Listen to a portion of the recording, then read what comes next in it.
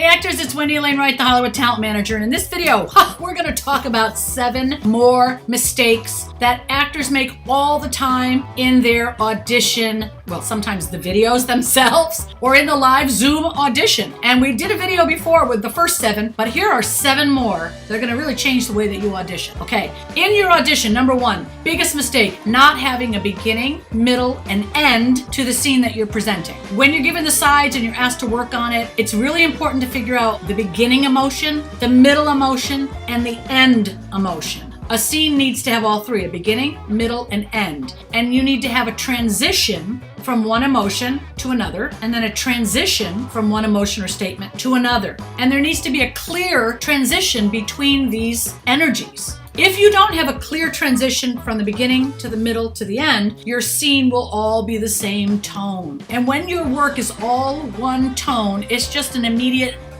no. Agents and managers do not want to work with actors that have one tone in a scene. That means, let's say she's upset. She can't be upset the entire scene because that's one level, it's called. If you're taking acting classes, you know what I'm talking about. That's one level. Maybe she's surprised in the beginning and then she's taking it in like, what? No. Now she doesn't believe it.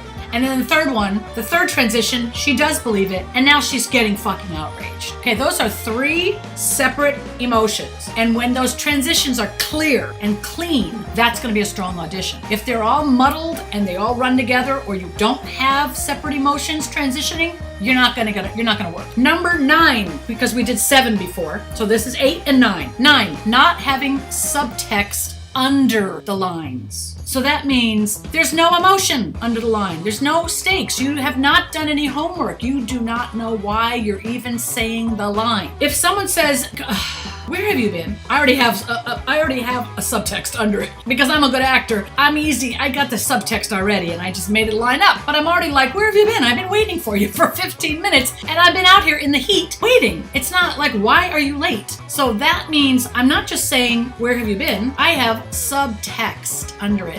You have to have a want and a need. So if you've been in class and you've done exercises like, I want exercise, and you have to say something to the other actor, I want that necklace. I want that necklace. And then the exercise is you have to keep saying it until the person gives it to you, right? Years ago when I was in acting class, one of my acting teachers was William Stanford Davis. He is the janitor on Abbott Elementary. Also a very good friend. His wife and I started a management company together years ago. I went off in my own management company and she went off on hers, and he was one of our first clients. Now, he's a longtime working actor, but he's also an acting coach and a lifetime member of the Actor Studio. Stan, as I call him, he would give us this exercise called I want, I need. Sometimes we'd say, I need that necklace. It's not a want. So would you do the I want for a while? And then he would say, okay, everybody, let's go to I need. The need has to be so specific.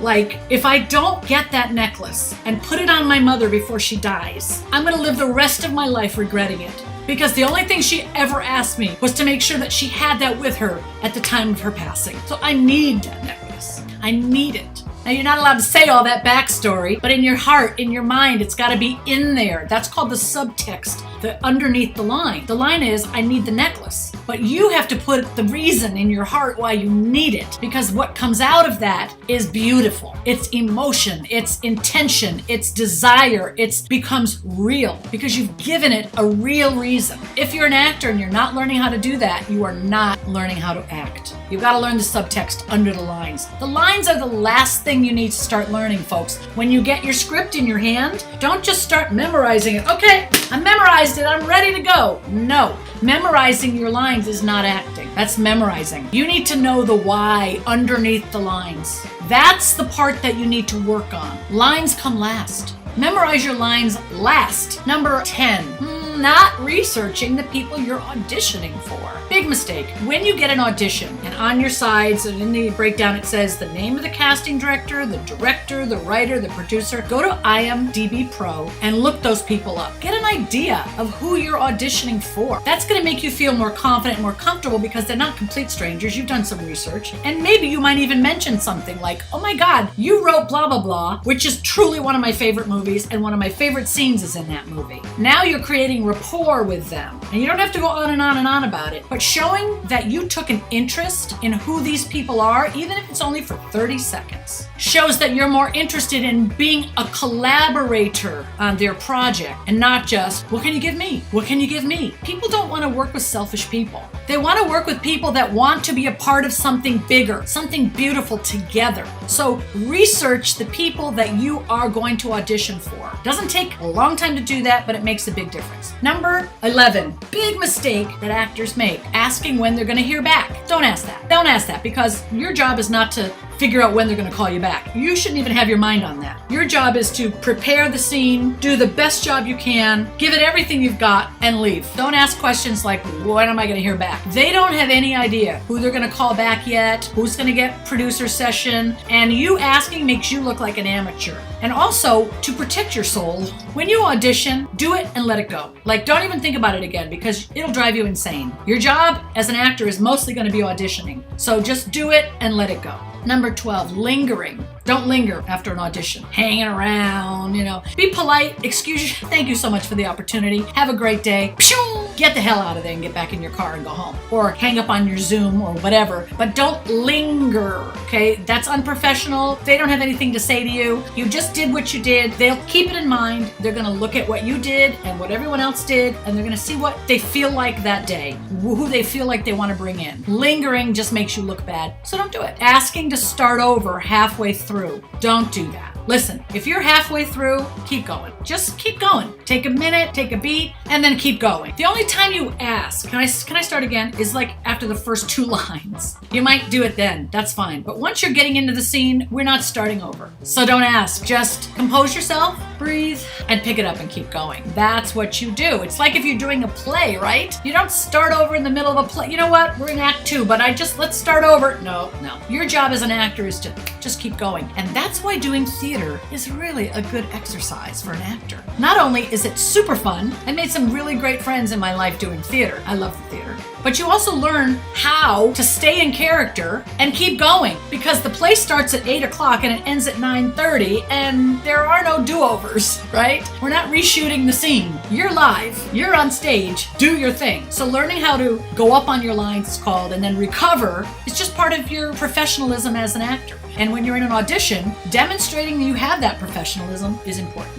Here's the last 2 in this video series. And if you're finding this information helpful, please stop what you're doing and hit the subscribe button. I'd love for you to be one of my subscribers and be a big part of my community, and hit the notifications bell so that you get notice of more videos coming out. And definitely like this video. It's always good for the algorithm, and I really appreciate it a lot. Okay, back to the last 2. Chewing gum. Can you imagine if I did all my videos chewing gum? How annoying is that? Don't chew gum in your auditions. Even if it says in the script your character chews gum. Listen, when you get on set, if the director wants your character to chew gum, they'll tell you then. But when you're in an audition, don't chew it. It's distracting. It muffles and mumbles your mouth. Don't do it. It's not necessary. It will distract. And then here's the 14th one. Ladies and gentlemen, may I get a drum roll, please? Don't wear hats in your audition that cover your eyes. The other day I saw a person doing an audition with a cowboy hat on that covered their eyes. If you're covering your eyes, we cannot connect with you as an actor. We can't connect, because human beings connect through the eyes. They connect through their ears, through physical touch. Well, since we're in a Zoom box, we're not touching. On television and in movies, we connect through the eyes. And in an audition, if you have a hat on and you're not connecting with your eyes, that is going to cause you not to get the role. That can cause you to get thrown out. Even though you did great acting work, if we can't see it, we're not going to feel it. We can't connect with your soul. Remember that saying? Your eyes are the window to your soul. They really are. So make sure that the camera can always see your eyes. Okay, guys, that's the conclusion of those 2 videos, the 14 mistakes that actors make in auditions. I hope this was helpful to you. Can't wait to keep giving you more content, and I'm trying to sign off. I'll see you in the next video.